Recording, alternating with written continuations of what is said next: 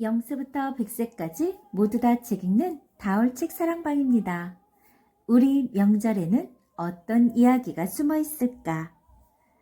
글 햇살과 나무꾼, 그림 한창수, 출판사 최우리.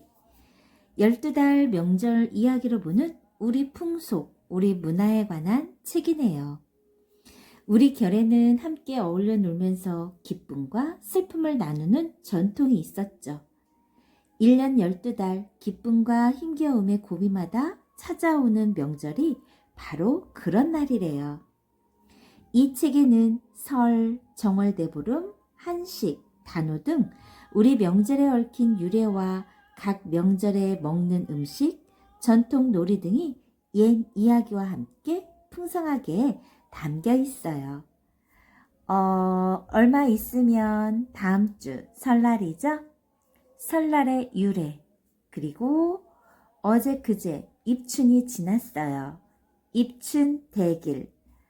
선생님이 또 이야기 들려드릴게요. 정월 대보름에는 또 어떤 일을 하는지, 옛날에는 어떤 풍속이 있었는지 우리 함께 들어봐요. 한 해의 문을 여는 설날. 음력 1월 1일 설날은 한 해를 시작하는 날입니다. 이 뜻깊은 날을 가족과 함께 맞으려고 설날이 되면 많은 사람들이 고향을 찾아가죠. 차가 많아 몇 시간 동안 길 위에 갇혀 있기도 하지만 고향에서 기다리실 할머니, 할아버지를 떠올리면 짜증이 저만치 달아나 버리죠. 그런데 옛날의 설날은 어땠을까요? 우리 조상들은 새해 첫날을 어떻게 맞이했는지 우리 함께 알아봐요. 설날에 얽힌 이야기 말하는 남생이. 옛날 한 청년이 산에서 나무를 하다가 도끼를 내려놓고 한숨을 쉬었어요. 내일이 설인데 청년의 집에는 곡식이 떨어지고 없었죠. 그냥 있다가는 하나뿐인 어머니를 설날 아침부터 굶길 판이었죠.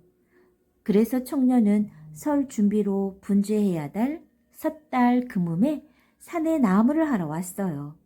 나무라도 내다 팔아서 설날 아침 어머니께 밥을 지어드리려고요. 하지만 어머니께 설 대접도 제대로 못해 자신의 처지를 생각하자 청년은 자꾸 기운이 빠졌어요.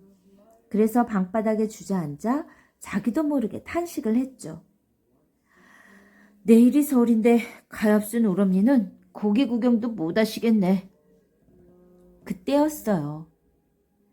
내일이 설인데 가엾은 우럼니는 고기 구경도 못 하시겠네. 하고 누가 청년의 말을 따라했어요. 청년은 깜짝 놀라 주위를 살펴보았죠. 그러나 주위엔 아무도 없었어요. 하기는 섣달 금음에 나 말고 누가 나무를 하러 오겠어. 청년은 이렇게 중얼거리며 다시 도끼를 집어들었어요.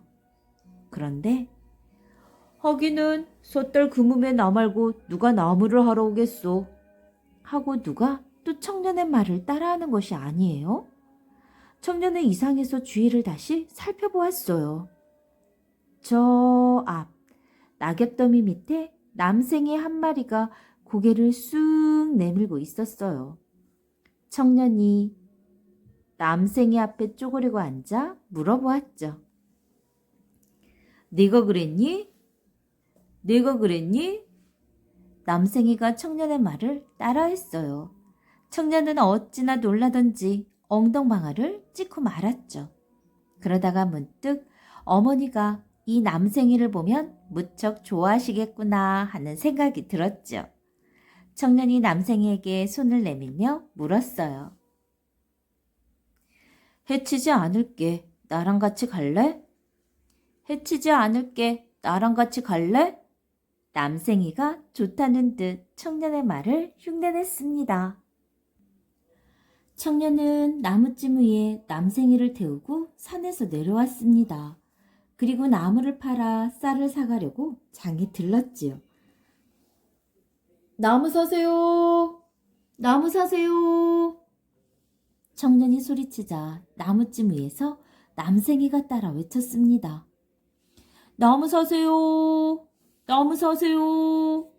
그 모습을 보고 사람들이 몰려왔습니다.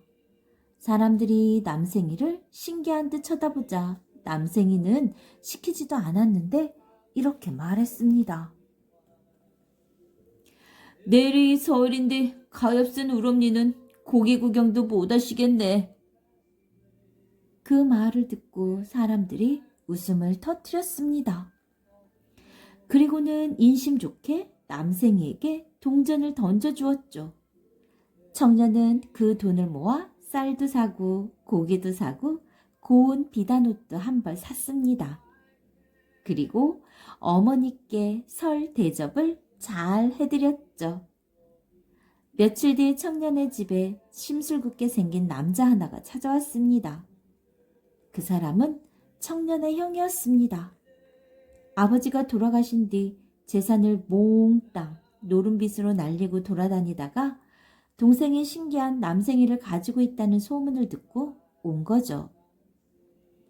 형은 동생한테 남생이를 빼앗아 장터로 가서 구경꾼들을 불러 모았습니다.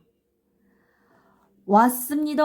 왔어요. 말하는 남생이가 왔습니다. 모두 이리 와서 신기한 남생이를 구경하세요.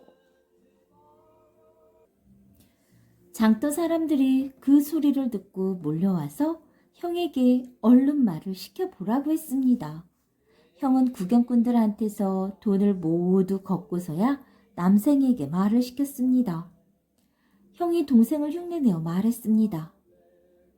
내일이 보름인데 가엾은 우럼니는 고기 구경도 못 하시겠네. 그런데 이게 어찌된 일일까요? 남생이는 입도 뻥끗하지 않았습니다. 형이 당황하여 더욱 큰 소리로 말했습니다. 내일이 보름인데 가엾은 우럼니는 고기 구경도 못 하시겠네. 그래도 남생이는 말을 하지 않았습니다. 그러자 사람들이 화를 냈습니다. 이런 사기꾼 같은 녀석을 보았나? 어디서 말도 못하는 남생이를 갖고 와서 사람을 속이는 거야. 이런 놈은 혼을 내서 다시는 장터에 발을 못 붙이게 해야 돼요. 구경꾼 중 하나가 이렇게 말하자 사람들은 형에게 우르르 몰려들었습니다. 형은 몰매를 맞고 장터에서 쫓겨나고 말았습니다. 그리고는 분에 못 이겨 남생이를 돌로 찌어 죽이고는 어디론가 가버렸죠. 가엾은 남생이 주인을 잘못 만나 험한 꼴을 당했구나. 소문을 들은 동생은 당장 장터로 달려가 죽은 남생이를 거두어 왔습니다. 그리고는 남생이의 시신을 뜰 안 양지 바른 곳에 고이 묻어주었죠. 봄이 되자 남생이의 무덤에는 나무 한 그루가 돋아났습니다. 놀랍게도 이 나무는 열매 대신 금은 보화를 맺는 신기한 나무였습니다. 덕분에 동생은 어머니를 더욱 극진히 모실 수 있게 되었답니다. 훈훈한 이야기죠? 이 이야기를 들으면서 언제부터 설을 명절로 지냈을까요? 궁금하지 않나요? 농사를 지으려면 계절의 변화에 맞춰 씨를 뿌리고 잡초를 뽑고 농작물을 거두어야 해요. 그래서 우리 조상들은 아주 일찍부터 달력을 만들어 써왔죠. 달이 차고 기우는 것에 따라 달을 만들고 달이 12번 또는 13번 쌓여 계절이 다시 돌아오는 것을 보고 해를 만든 거죠. 이러한 날짜 계산법을 음력이라고 하는데 음력으로 새해 첫날은 한 해 농사를 새롭게 시작하는 날이자 모든 것을 새롭게 시작하는 날로 뜻이 깊었어요. 그래서 우리 조상들은 이미 삼국시대부터 음력 정월 초하루에 하늘의 제사를 지내고 잔치를 벌이며 풍년을 기원했죠. 신라에서는 새해를 희망차게 시작하기 위해 정월 초하루에 인재를 뽑아 관리로 임명하기도 했고요. 차례를 지내고 떡국을 먹는 설날. 설이라는 말은 삼가다라는 말에서 나왔다고 합니다. 한 해가 시작되는 날인 만큼 모든 일을 신중하게 하라는 뜻이죠. 실제로 우리 조상들은 설날 아침을 아주 조심스럽게 맞이했어요.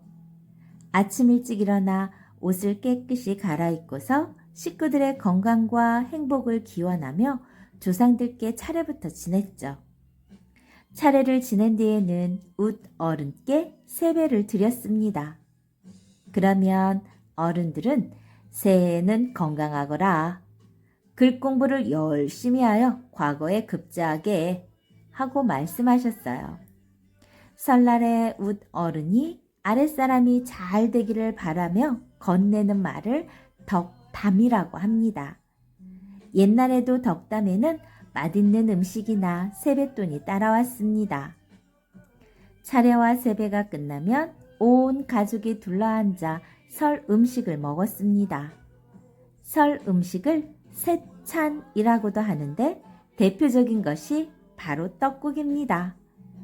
떡국은 길쭉한 가래떡을 꾸덕꾸덕하게 굳힌 뒤 동전 모양으로 얇게 썰어 고기 국물에 넣고 끓인 것으로 차례상에도 올리고 식구들끼리 나눠 먹기도 하고 손님들에게 대접하기도 했죠.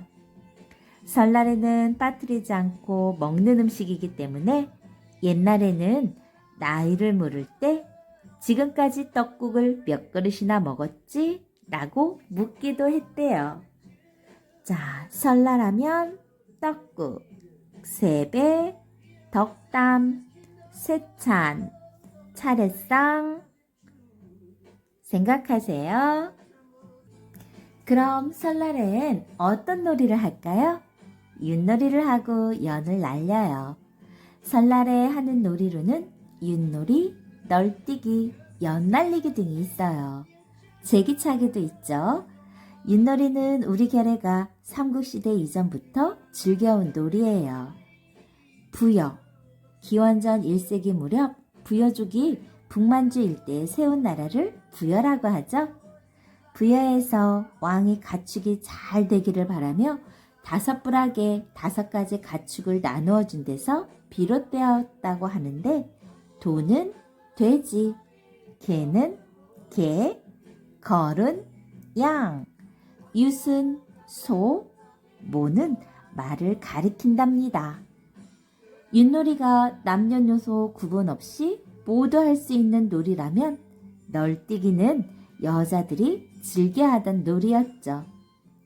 널빤지 양쪽 끝에 한 사람씩 올라서서 발을 구르는데 한 사람이 뛰어 올랐다 내려오면 맞은편에 선 사람이 그 반동으로 튀어 오르죠.